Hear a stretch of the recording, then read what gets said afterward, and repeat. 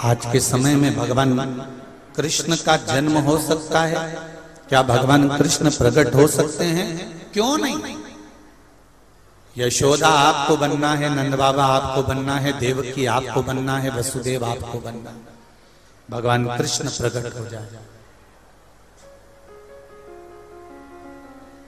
रामकृष्ण परमहंस को जन्म देने वाली भी एक मां थी, स्वामी विवेकानंद जी को जन्म देने वाली भी एक मां थी, संत तुकाराम जी को जन्म देने वाली भी एक मां थी, नामदेव जी को, मीरा जी को, कर्मा जी को जन्म देने वाली भी एक मां थी, राम और कृष्ण को जन्म देने वाली भी एक मां थी, सरदार वल्लभ पटेल को जन्म देने वाली भी एक मां थी। और वो मां अगर ठान ले कि मेरे गर्भ में जो बच्चा है वो सनातन धर्म को आगे बढ़ाने वाला होगा, मां ये विचार कर ले कि मेरे गर्भ में जो बच्चा है वो राष्ट्र का हित करने वाला होगा, मेरे गर्भ में जो बच्चा है वो भगवत भजन करने वाला होगा, तो ये निश्चित है गर्भ से जो बच्चा होगा वो निश्चित भजन करने वाला है। ये माता का संकल्प होना चाहिए, ये मां का संकल्प होना चाहिए।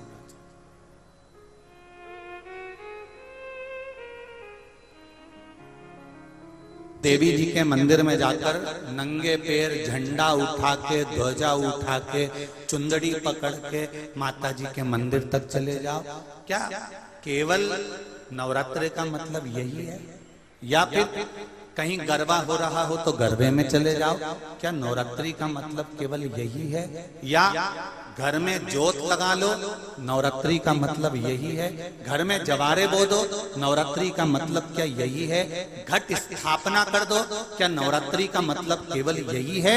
अगर नवरात्रि का मतलब जानना है तो आपके मन में एक विचार आना चाहिए कि ये नवरात्रि केवल घट स्थापना के लिए नहीं होती है, ये नवरात्रि हमारे भीतर एक नारी के सम्मान के लिए प्रकट होती है कि नारी का सम्मान कैसे होना चाहिए।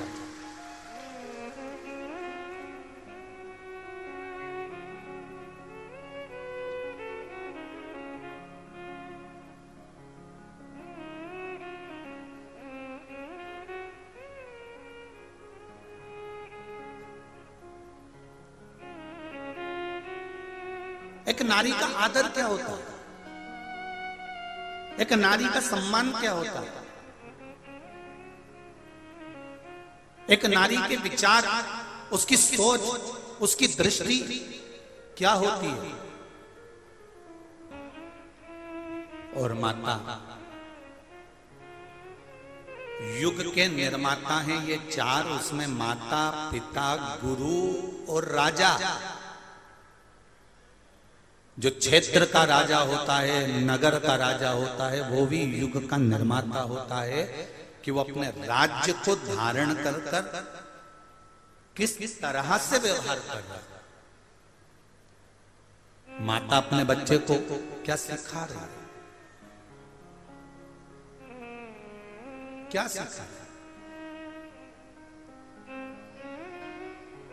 आप में से कितनी माताएं जिनके बच्चे रोज प्रणाम करते हैं, चरण छूते हैं? जरा हाथ उठाओ तो। देखा देखी में मत उठा देना री जी हो, क्योंकि देखा देखी में तो काम बिगड़ जाता है। रख लो रख लो, देखा देखी में काम बिगड़ जाता है। कक्षा 8वीं का पेपर था, बच्चे एक के पीछे एक बैठे थे, लिखने के लिए प्रश्न आ गया कि दिल्ली की सबसे बड़ी मीनार का नाम लिखो। आगे वाले ने लिख दिया दिल्ली में कुतुब मीनार है। उसके पीछे जो बैठा था उसने आगे वाले की कॉपी में से नकल कर कर लिख दिया दिल्ली में कुतिया बीमार है। तो देखा देखी में काम बिगड़ जाता है। याद उसको भी था, उसको भी मालूम था कि दिल्ली में कुतुब मीनार है, पर उसने आगे वाले का देखने के चक्कर में अक्षर पूरा नहीं देख पाया, इसलिए लिख दिया दिल्ली में कुतिया बीमार। उसका ध्यान नहीं गया, भटक गया, दृष्टि नहीं पहुंची।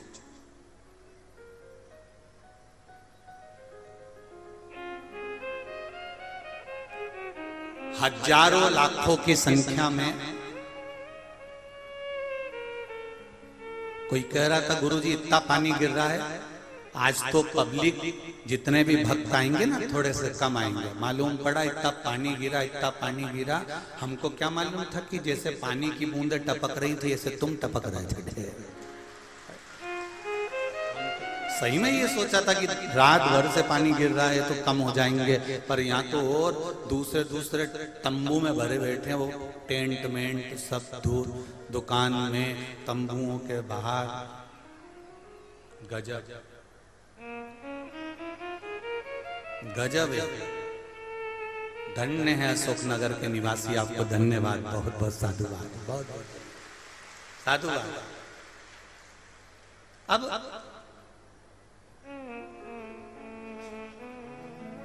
इतनी माताओं ने हाथ उठाया, सबने, किसी ने हाथ उठाया कि मेरे बेटा मुझे प्रणाम करता है, नमन करता है, दंडवत करता है, प्रणाम करता है। जितनी माताएं बैठी हैं इन सबसे निवेदन है, बांस जब तक गीला है इस बांस को नवा लो। बांस अगर सूख गया तो उसको नवाओगे तो वो टूट जाएगा। बच्चा जब तक छोटा है उसको झुकना सिखा दो, अगर झुकना सीख गया तो वो आगे बढ़ जाएगा, ये निश्चित है।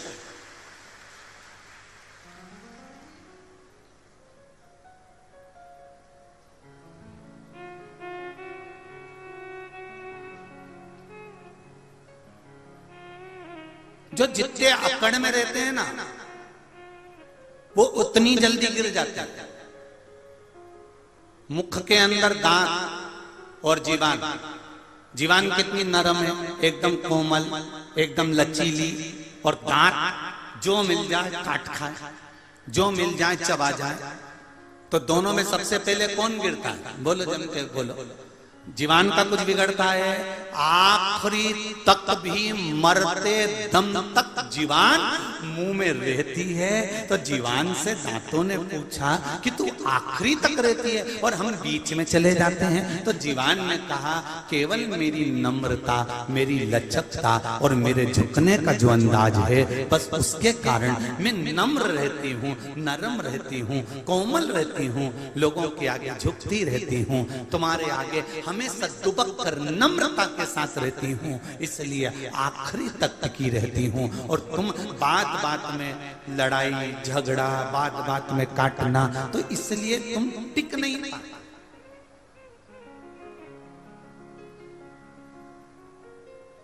बहुत कठिन है, बहुत कठिन। एक प्रसंग पहले भी सुनाया, आज फिर सुना रहा हूं। एक नदी ने समुद्र से जाकर कहा समुद्र मांग तुझे क्या चाहिए? समुद्र ने कहा नदी मुझे कुछ नहीं चाहिए। नदी ने कहा समुद्र तो मुझे जानता नहीं है, मैं बहुत बड़ी नदी, बहुत विशाल, तुझे जो लगता हो वो मुझसे मांग ले। नदी कहती है मुझसे मांग समुद्र। समुद्र कहता है मुझे कुछ नहीं चाहिए, सब मुझ में है। समुद्र में माणिक, मोती, औषधि, रतन, हीरा, पन्ना, सब सब समुद्र के अंदर।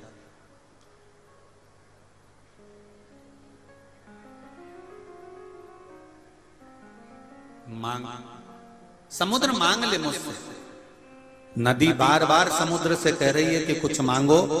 समुद्र कहता है मेरे पास में सब कुछ है, लेना नहीं चाहता। नदी जिद पर अड़ गई कि तुझे कुछ ना कुछ मांगना पड़ेगा, मैं बड़ी विशाल नदी हूं।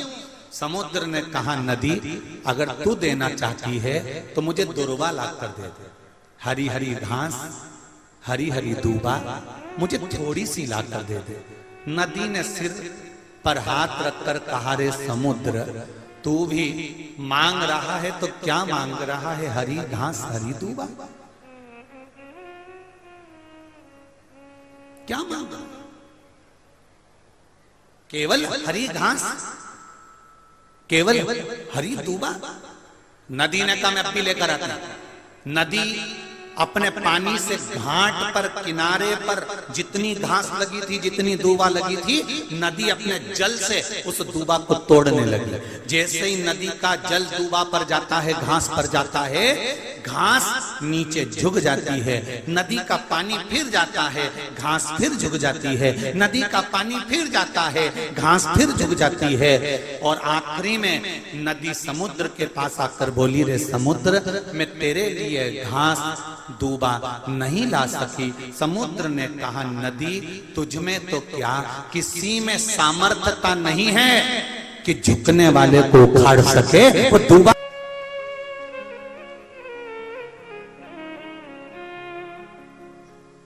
वो दुर्बा झुक रही है तेरे आगे, इसलिए तो उखाड़ नहीं पा रहा। झुकने वाले को संसार का कोई मनुष्य, संसार का कोई व्यक्ति उखाड़ नहीं सकता। लंकाधिपति रावण और विभीषण दोनों को देख लीजिए। विभीषण झुकना जानता था और रावण अकड़ना जानता था। बहुत तेज हवा चलती है, बहुत तेज हवा चलती है, तो बड़े बड़े जो वृक्ष ठूट जैसे खड़े रहते हैं, वो सारे वृक्ष, सारे पेड़ टूट कर नीचे गिर जाते हैं। और जो नरम होते हैं वो हवा में भी लड़कर खड़े रहते हैं, क्योंकि झुकने में जो सुख है, नम्रता में जो सुख है, वो सुख अकड़ने में नहीं मिल सकता, वो नहीं मिलेगा।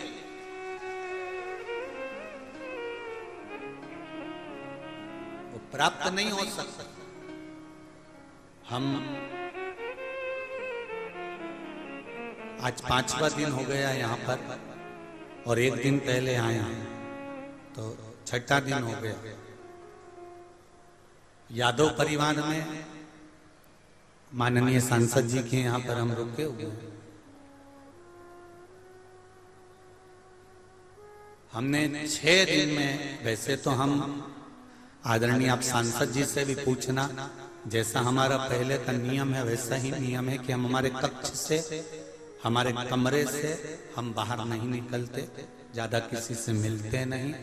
केवल कुछ मीडिया पत्रकार बंधु आए, उनसे मिलना हुआ, क्योंकि पत्रकार, मीडिया ये भी हमारे नूतन युग के निर्माता बनकर आगे बढ़ते हैं, इसलिए इन पत्रकारों के साथ भी मिलना जरूरी होता है। मीडिया और पत्रकार ये भी युग के निर्माता।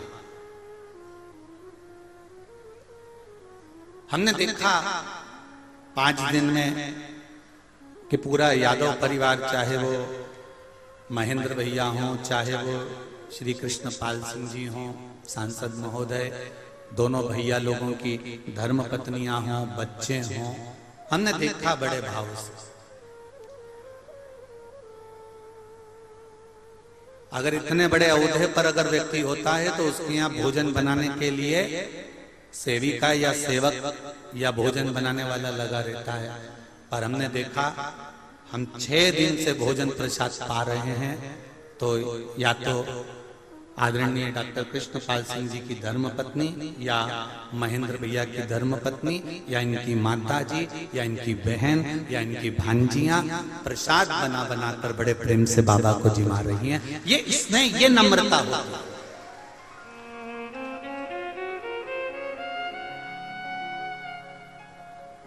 और एक व्यक्ति में इतनी अकड़ आ जाती है, हम कौन, लल्लन जी। और एक नम्रता सीखने को मिलती है अशोकनगर की इस धरा से।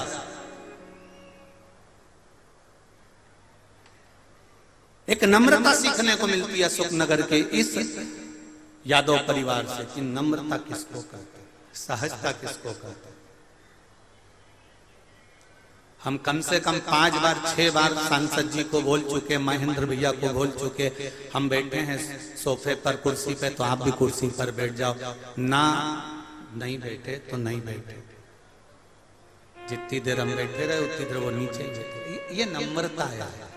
और फिर कहूंगा इस व्यासपीठ से, झुकने वाले को कोई उखाड़ नहीं सकता, ये निश्चित है, ये निश्चितता है।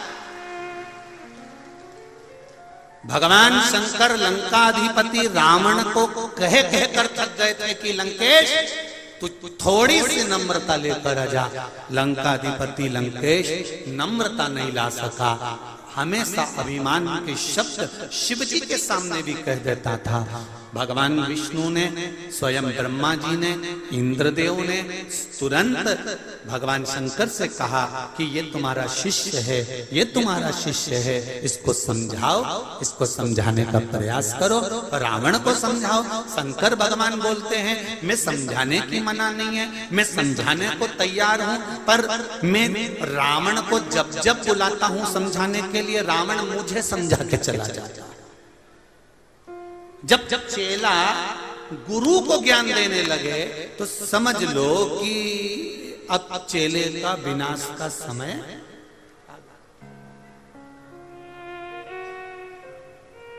तुम इनको समझाते क्यों नहीं हो? मैं तो समझाता।